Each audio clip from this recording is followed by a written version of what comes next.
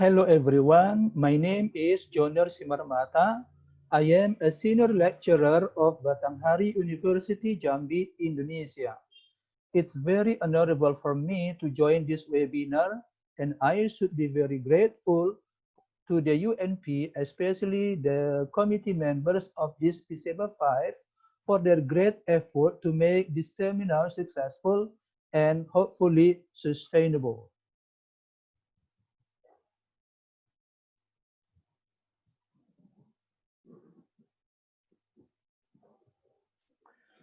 The title of my presentation is The Relationship of Human Resource Management Practices and Organizational Performance in SMEs as Mediated by Human Capital,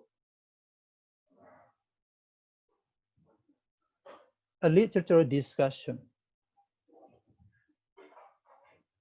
This presentation is divided into two parts. Part 1 deals with brief description of human resource management practice, human capital, and organizational performance. And part 2 concerns with the brief description of the relationship of these three constructs in SME context. Now let's start with part 1. Human resource management practice can be defined as the productive use of individuals in the organizations to achieve organizational goals. That's according to Mondi, Mortuccio, and Stone.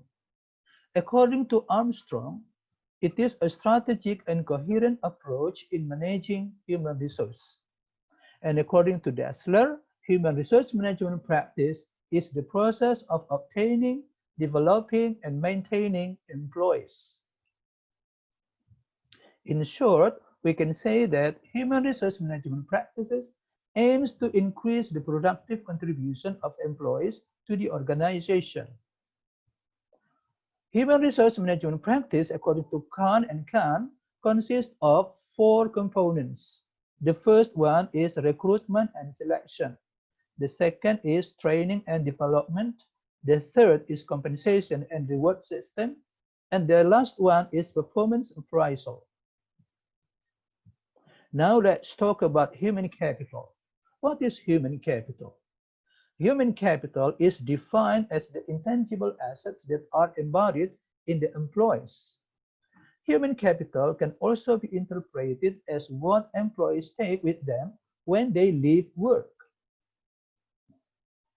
According to Topstiga and Tulugurova, human capital consists of three components.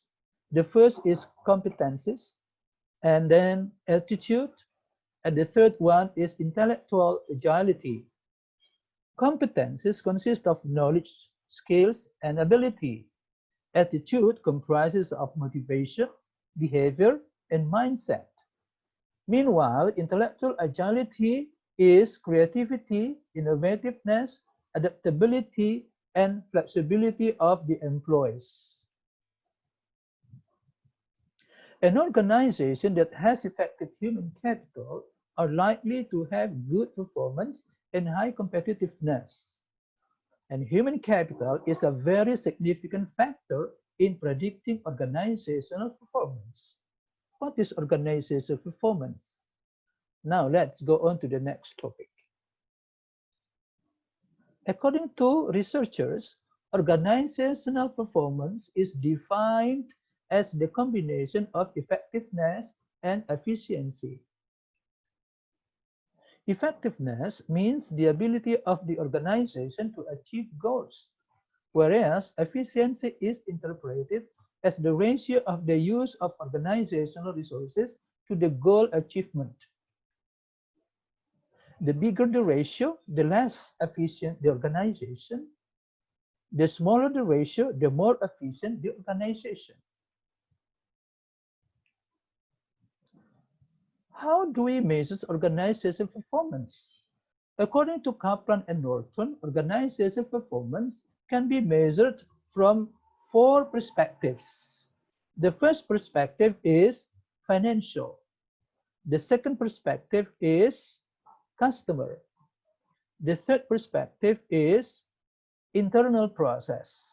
And the last perspective is learning and growth. Now let's talk about SME.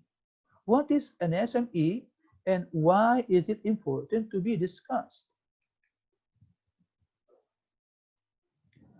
SME definition varies from country to country as a matter of fact. But there is a similarity in the definition because SME is defined by its number of employees and value of assets. For example, in Indonesia, a business is categorized as an SME if the number of the employees is 99 people or less, or the value of the asset is only about 10 billion rupiah or less. Why is SME very important to discuss?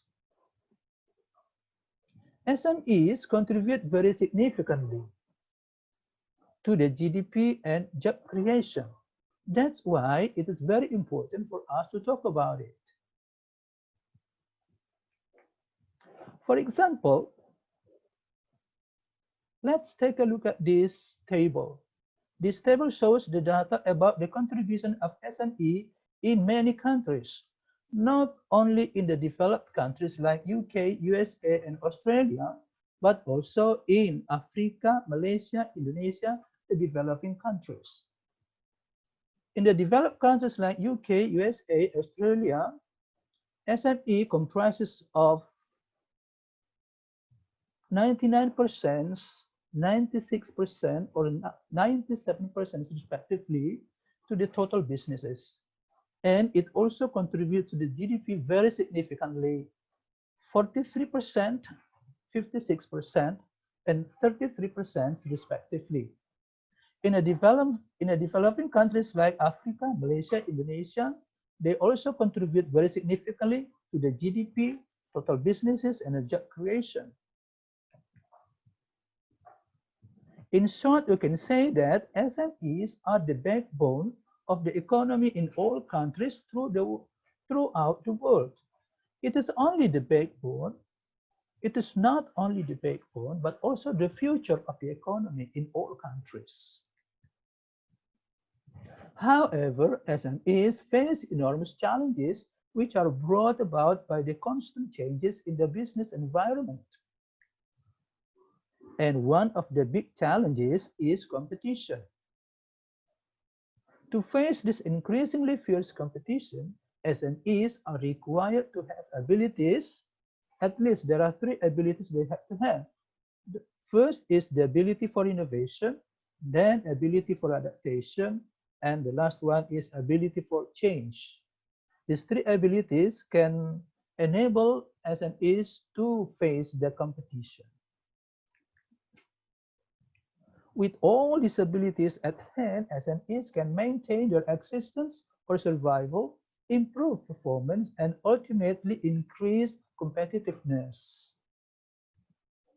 Of course, to be able to have all these competencies, SMEs must also have highly competent human resources, because no matter how, business operations are controlled by human resource. That's why human resource is the most significant factor in the success or failure of organization. Thus, human resource management is very fundamental in any organization. SME is no exception. Unfortunately, formal management is not a common practice in SMEs. As a result, business performance of SMEs doesn't sound satisfactory, and opportunity for failure before 5 years of their existence is more likely. There are two reasons why management is not practiced in SMEs very well. The first reason is that SMEs have low access to high quality of human capital. And the second reason is that there is a myth among people that formal management only applies to large organizations. Now let's go to the second part of this presentation. Some experts argue that human resource practices have a correlation with organizational performance. Others argue that the relationship is not yet clear. In particular, the argument is whether the relationship is direct or indirect. Convincingly, Michael Armstrong, a prominent figure in management, argues that the human resource management practices is not directly related to the organizational performance. It means there is a missing link or a black box in the relationship. Therefore, a mediator should be considered by researchers. One factor that can take the role of mediation in the relationship is human capital. In theory, it is said that a construct can be a mediator if the construct has links with the exogenous and the endogenous variables. In the literature, it is argued that human capital has links with human resource management practices as exogenous and with organizational performance as endogenous. On the one hand, human capital is the result of the accumulation of human resource management practices. On the other hand, human capital can predict organizational performance. In short, the linkage of these three constructs can be seen in the following picture. Now, according to this picture, we can see that human resource management practice has a link with organizational performance. But this link, according to Armstrong, is not clear. That's why we have to take a human capital as the mediator. Because according to the research, when human resource management practice is mediated by human capital, then the effect with the organizational performance will be significant. Now let's come to my conclusion. I have two conclusions. First, human resource management practices indirectly correlate with organizational performance. Therefore, if SME entrepreneurs and other business people want to improve their company performances, it is necessary for them to effectively implement human resource management practices. It is also recommended that effective human resource management practice must be in the course of human capital development. Only with effective human capital development can human resource management practices significantly affect organizational performance. In particular, there are two aspects that must be seriously taken into consideration in human capital development. The two aspects are employee competencies and the second one is employee motivation. According to experts, these two aspects are very fundamental in human resource improvement. Now, the second conclusion. This proposition of relationship of human resource management practice, human capital development, and organizational performance does not only apply to large organizations, but also to small ones like SMEs. In fact, SME managers must pay special attention to the effective practices of human resource management. This is due to the fact that SMEs are vulnerable to failure due to low human resources. Experts argue that effective recruitment and selection, effective training and development, motivational compensation and reward system, and objective performance appraisals are investment for human capital in the future. Well, ladies and gentlemen, that's all of my presentation, and I'm very glad to address your question if you have one. Thank you very much.